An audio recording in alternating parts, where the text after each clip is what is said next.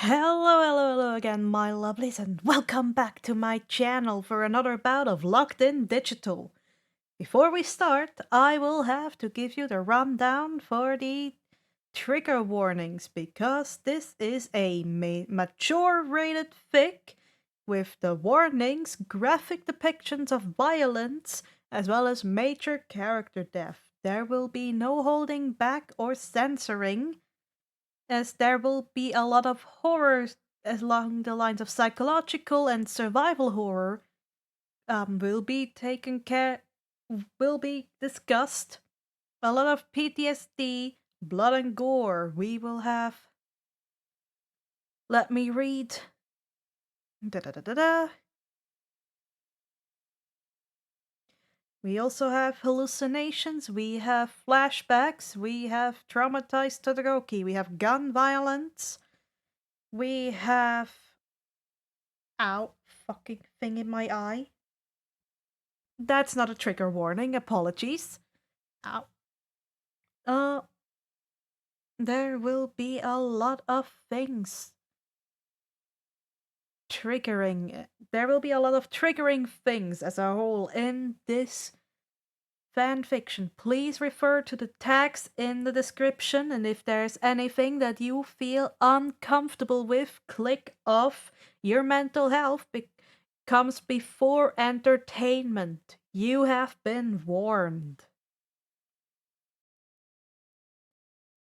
Locked In Digital. Written by RogueDruid Icarius 51. Read by Tilir. Chapter 2. Loading. Inko looked up as the door clicked and opened smoothly. Her heart jumped at the sight of her son, even as part of her ached at what he had to deal with. She heard the screams at night, had seen the flinching early in the morning before he had fully awakened. Beyond that... "Ah, have you eaten?" she asked, even as Izuku's eyes tracked through the room and he relaxed ever so slightly, sliding the tall case off from his shoulder, but still holding it with a tight hand. "Not really. Sorry, Ma." And he really did look sorry. More than that, he looked disappointed in himself. She could almost read his mind as his shoulders slumped, that familiar air of self-disgust. "None of that attitude." She reached up and rubbed a hand across his cheek, still startled by the fact that her son, who had barely reached her height before the simulation, was now several inches taller than her. Like she expected, angry tears welled beneath her thumb. "So you didn't eat. Did you sleep well? How was the exam?" He smiled. "I slept a few hours. The exam was strange, familiar." He looked down, eyes closed.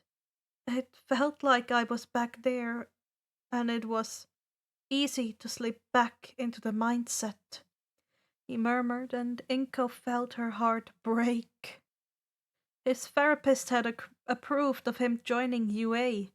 It was, after all, prepared to help people cope with the same things her beautiful, dangerous, broken son dealt with. Trauma, guilt, stress, things that the general public would villainize him for. Inko was many things, but ignorant of her son's experience was not one of them. She had forced herself to watch, to understand. Izuku's habits, his reflexes, and skills and instincts had been changed. The slightest triggers, the most vague of warnings, he worked on overdrive. His doctors referred to it as if he had reverted to a primal state of mind. In a way he had. He'd been forced to begin with the very basics, to build off the most fundamental ideas of action, reaction, and focus. Pulling slightly at her son's head, she gave him a kiss on the cheek. I'll go put some tea and dinner on. Do what you need while I do. She stepped away, and Izuku wandered to the living room table, setting his case down and opening it while she moved away from the scene. Even from the kitchen she could hear the click and rasp of metal being disassembled. Then the faint rustle of cloth over metal. She didn't like the fact that her son was armed, that he had a gun, purchased and approved by UA's entrance exam. Both she and UA had been clear, unless he was actively on patrol or in UA testing grounds. His gun was filled with non-lethal options, from the beanbag rounds for his shotgun to the custom clips of rubber bullets he had in his handgun. As the clicking resumed, she waited as the tea boiled before her. And then the whetstone came out, and Izuku began to sing.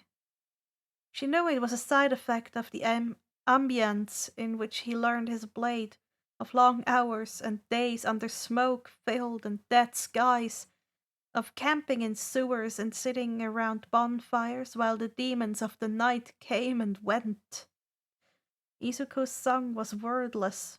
There was no language in his actions, no word or story. Instead, it was a haunting melody of deep, echoing breaths and sharp, syllabic hissing. He had explained the first time she'd heard it that it was a counterpoint to the background music of the ninth game, a way to meet the melody and draw out the monsters he stalked, a way to keep time and control breathing in the flow of combat. As the tea steeped, she could only listen with tears as her child sung.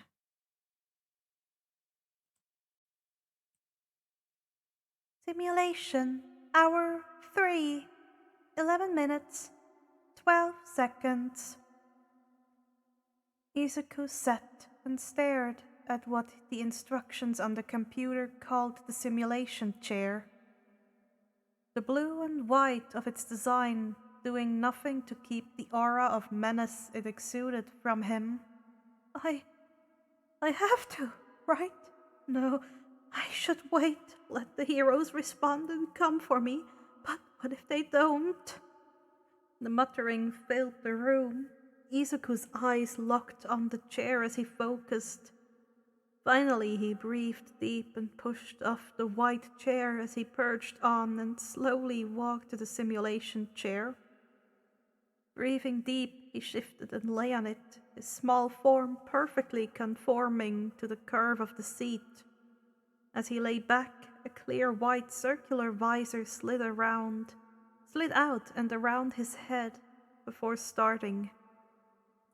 9 labels appeared before him, but all but one was blank. What is slender? The words left his lip, and the world turned white. When it faded back in, he stood in a forest, the trees reaching up and into the dark sky. Izuku was sitting with a flashlight on his lap. Before him, a white screen with black text appeared. Collect 100 pages before the Slender Man catches you. Record 0 of 100. For a moment Izuku could only stare in confusion before his deep staticky hiss began to echo from the forest. He could hear it, a faint, almost imperceptible hiss that slowly grew louder as the menu shrunk. A beep from his wrist drew his attention as the watch he didn't previously have displayed a counter of time. 21 seconds, and pages 0 of 100. As he watched the time tick on, he looked up at the darkness around him, and then the hissing grew louder. Oh God! He turned, looking through the trees around him for some hint of a path or direction. As he looked behind him, he blinked, and there, in the distance, a spot of pale color in the night, He squinted as he tried to take it in. It was a person? He blinked, and suddenly, far closer than it was, the shape had moved. Here he could see more. A head pale and blank, a black suit, and long misshapen limbs. The static moved louder, and Izuku flinched, only to see the figure had closed almost a third of the distance. That now he could make out the way the form had shifted and flickered as he focused on it. Yeah, nope! Turning, Izuku took off into the woods at a sprint. The static had faded in and out. His panic only grew.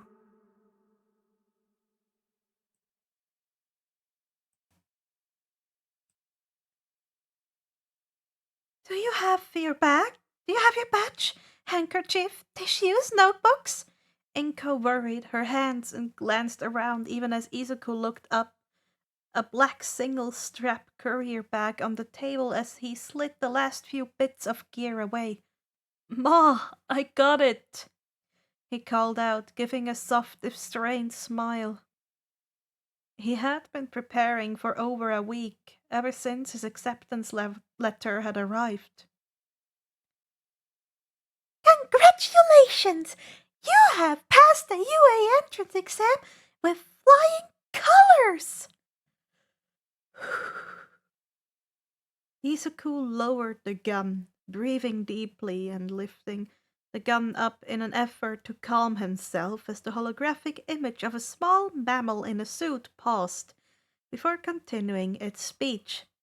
Your exceptional combat skills, as well as your initiative and awareness in saving a fellow student and taking out a massive local threat, means you pass with the second highest score of this year's examinees.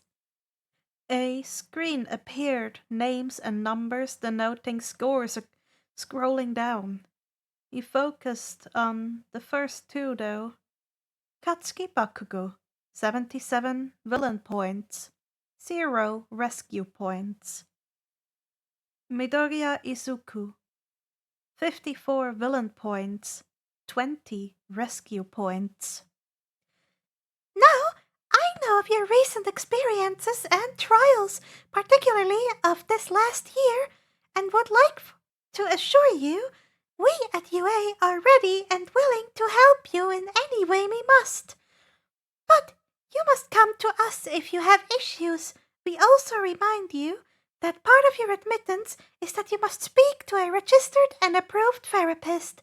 Please come in a day early for us to finalize details as we go. Izuku nodded absently, already pulling a pen and noting that down on the cluttered desk of notes and reminders. With that out of the way, I would like to welcome you to UA. This is your hero academia. Izuku blinked, dismissing the memory, shrugging the bag up and over his back. It fit snugly against and around the white sword bag tied and with a red and gold fusiyamo.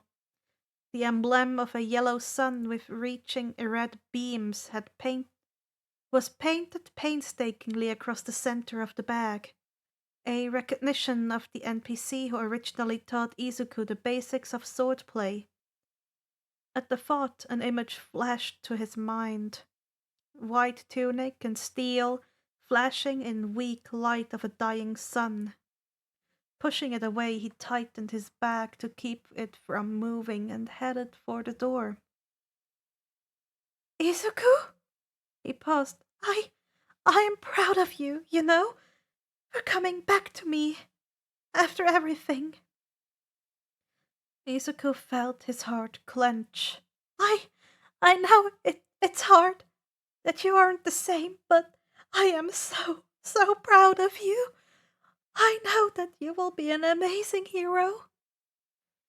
Izuku's hand steady opened the door.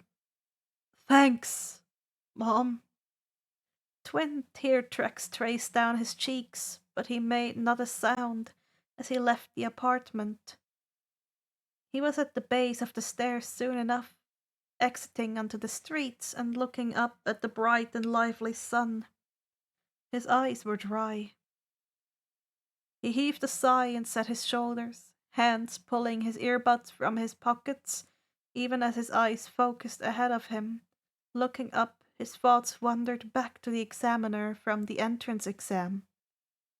Plus ultra, I can get behind that. In his eyes, an old spark flickered.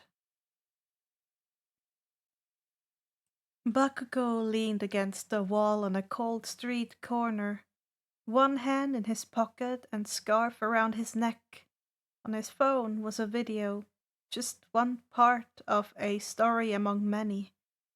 He had headed out from the house to get away from his nag of a mother for a few hours. He tapped play. Green eyes and hair filled the center of the screen, hands up with a handgun in one and a flashlight in the other. Sure and steady steps, a flash of light playing over ornate wallpaper, and crown molding even in his gun slowly waved back and forth around the room. To the side of the image, the scroll of the chat, live at the time of the video recording, showed plenty of comments about being careful, or that the character needed to get a move on. A whistle and a shambling step signaled a new figure. Black slacks and a once white shirt, now stained with blood and pus, leaned around the corner, half dead eyes looking up past the white film as they tracked to the teen's light. The pupils not even twitching as the light met them. Two bangs rang out, an eye vanishing in an explosion of gore, even as the mouth did the same. Black and red flesh blew across the wall behind it, the corpse collapsing to the ground slowly. The green-haired figure moved closer and stomped down, smashing the neck into paste with repeated kicks and solid boots even as the beam light danced around the room, the teen on high alert. As the head separated from the body, he stopped and glanced around. Green-eyed caught the light with a manic glint, visible even through the screen as they stared out from a face covered with flecks of blood. I really hate this fucking mansion. Breathing deep, Bakugo paused the video there and closed the full screen, a flash of the video's title coming up. The simulation! Game 7. Recorded live October 6th. Bakugo breathed out as the phone was slid away. 9 months. 9 months and change. What did you become, nerd? And that was it for today. Remember, for the future, there will be more gore and other terrible things happening to poor little Izuku. But let's just say it will be quite interesting going forward. Please remember to hydrate yourself. Get yourself something to drink. Get yourself a snack. Get yourself a fruit. I know you need that, you little snack pirates that never take the healthy things. And sit back and relax for once in a while. Remember to go into the description, read the tags, go to RogueDruid's page, give them all the kudos as they deserve, and maybe consider liking and subscribing to this video and channel to be reminded of the next content coming up. Or if you prefer, you can check out the store. You are not forced, you can do as you please. And with that, I'll see you next time. See you soon, my lovelies. Bye-bye.